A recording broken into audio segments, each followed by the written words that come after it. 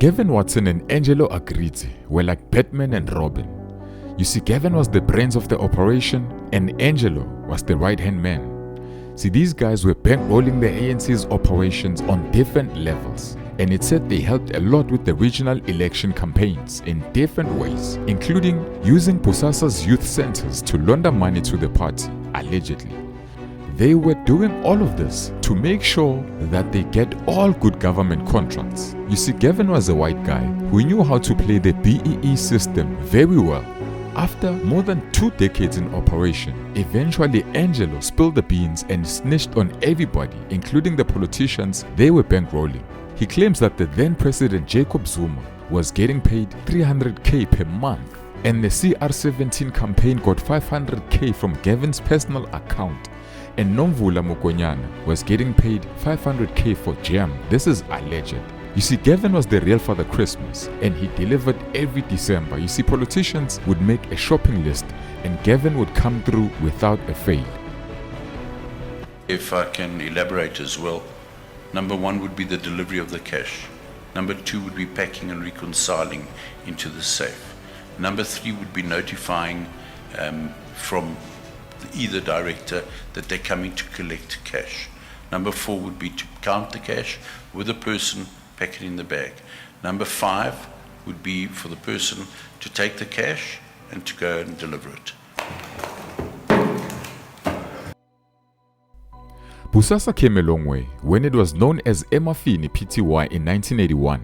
Now fast forward to 1996 when it signed an agreement with the ANC's Women's League and the name was changed to Diambo Holdings. You see, this was a strategic move to align themselves with government short callers.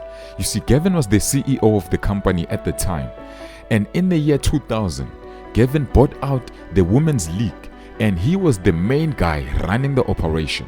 That was when he changed the name to Bosasa. Gavin Watson is one of the famous Watson brothers from Port Elizabeth who refused to play whites-only rugby under the apartheid system and was closely linked with the ANC's underground in the Eastern Cape. You see, his father was a community leader, businessman, and a priest in the village where they came from. Now, it's been said that he had helped a lot of people in the community and also built a church in the area. He knew the native Xhosa language and he also encouraged his sons to learn to speak the language. He understood the game very early in life. Now, Angelo Agrizzi is said to have been born from Italian parents who settled in Germiston, the east end of Joburg. He grew up in a lower middle class family and started working at an early age of 14 in a bakery. You see, he was self-reliant from an early age. You see, the guy was a hard worker. He always admired Gavin and always wanted to work with him because he would hear stories of how good Gavin was in business and he wanted to be a part of that. You see, Agrizzi worked for Gavin's competitors at the time and that's how he knew of Gavin. Now, long story short, after they started working together, Angelo was a guy Gavin could rely on to get high-level jobs done. And it's said that Gavin was a very strict boss and he was known to be a very religious person. So much so that they had prayer meetings every morning from 6:30 before work started every day.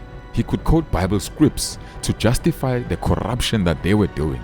And most people bought into that. You see, Angelo even said that Gavin ran Bosasa like a cult. After they got the Women's League on board, when they were Diambo Holdings, the company won a multi-million rand tender to run the Lindela Deportation Center in Randfontein on Johannesburg West Rand in 1996. You see, after that, Bosasa never lost the tender from Home Affairs until it was liquidated. Now, in 2006, the media exposed links between the company and the leadership of Corrections Department. You see, the Department of Correctional Services outsourced its kitchens, security and fencing to Bosasa and paid the company billions to run these national key points. You see, Bosasa had all prison tenders under their control for years, with the cooperation of the prison's boss, Lindam T, and his finance chief, Patrick Gillingham.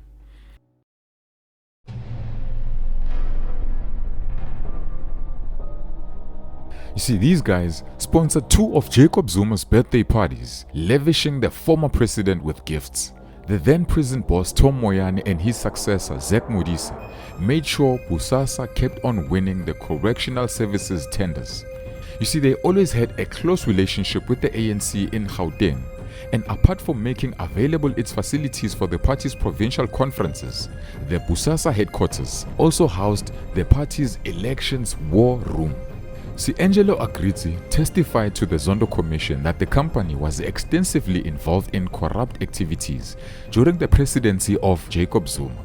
You see, this directly implicated the then President Zuma and his associates. You see, these involved monthly payments of 300k per month collected on behalf of Zuma by former SAA boss Dudu Myeni, and donations, kickbacks to the ANC and also to key party members, including a 500k donation to Cyril Ramaphosa during his CR17 campaign.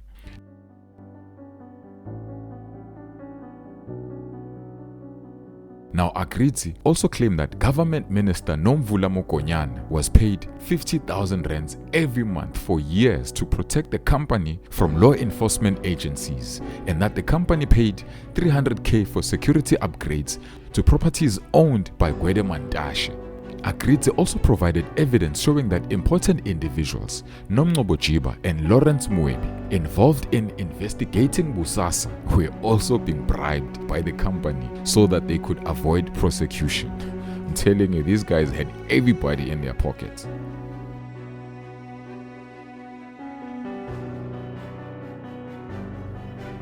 You see, Bosasa would help the government to put together tender requirements for certain jobs where they were experts in, and then turn around and bid for the same tender.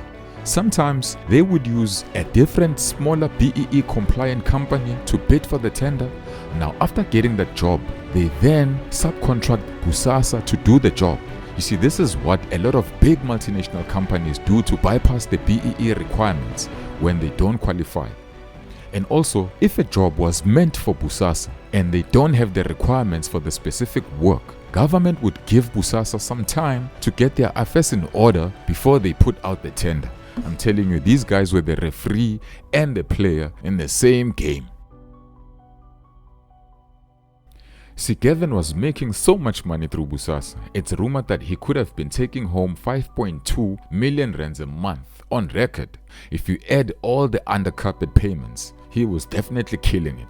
You see, Gavin was not a generous guy as he had portrayed himself to be. He was a manipulator and used people without them even knowing it. You see, if you follow the story, it looks like Gavin played ANC's Women's League out of position. You see, it is said that whenever Gavin gives you a gift, he writes it down on a ledger. And then when it comes time to get paid, he deducts the money that he owes you from the gifts that he had gifted you. He did the same thing with shares, giving people E-Class Benzes, Louis Vuitton bags, home fittings. He bought you gifts with your money, but people only realized later that their shares had paid for the gifts that Gavin had got them. They thought he was generous, but nah, the guy was playing everyone. So why did Angelo Agrizzi spill the beans? He claimed a near-death experience made him realize that what they were doing was wrong, and he wanted out. He didn't want to die with all the guilt inside of him, so he decided to do the right thing. There's another reason, I believe, why he told. You see, one day when Gavin and Angelo were in Italy, Angelo saw an email from the SIU, the Special Investigating Unit, where they were being investigated, and Gavin had put Angelo as the CEO of the company. You see, Gavin used to make Angelo sign all the documents to keep himself out of the paper trail. That's when Angelo realized that Gavin was all along planning to throw him under the bus when the law comes knocking. You see, Angelo was being played like a pawn. That's when he checkmated Gavin by spilling the beans to try and save himself. You see, things got interesting when Gavin was supposed to come to the commission and give testimony to what was happening at Bosasa and the claims that Agrizzi was making against Gavin, Bosasa, and some government officials.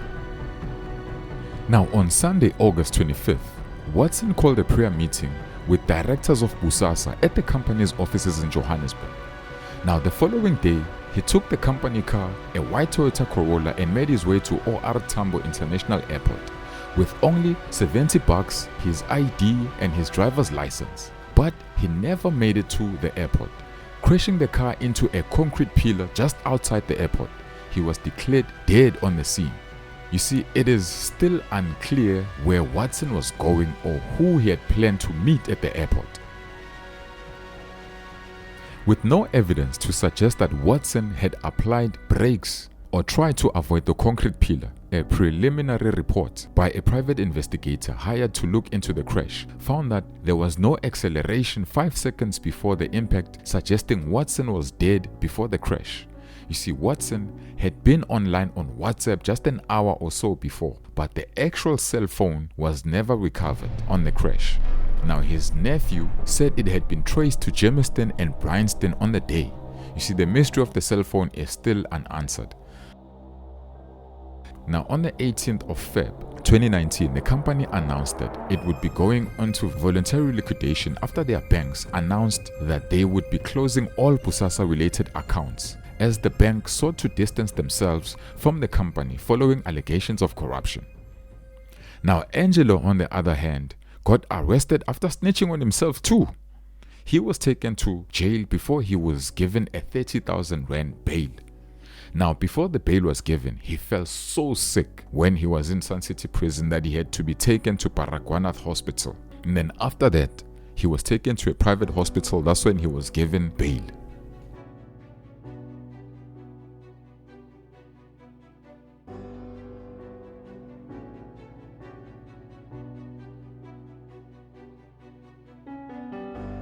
Seated in the front row, the family received support from political heavyweights. Watson's daughter opened up proceedings with a heartfelt letter to her father. I can never repay you, but what I do is pray fervently for you that God will let his blessings rain upon you. As from a small boy, God has kept his divine hand on you, and you were anointed with the gifts of the Holy Spirit. And remember, the gifts are irrevocable. Watson was also an anti-apartheid activist and had a reputation for fighting racial discrimination. Speakers also spoke about his generosity and the impact he made on many lives.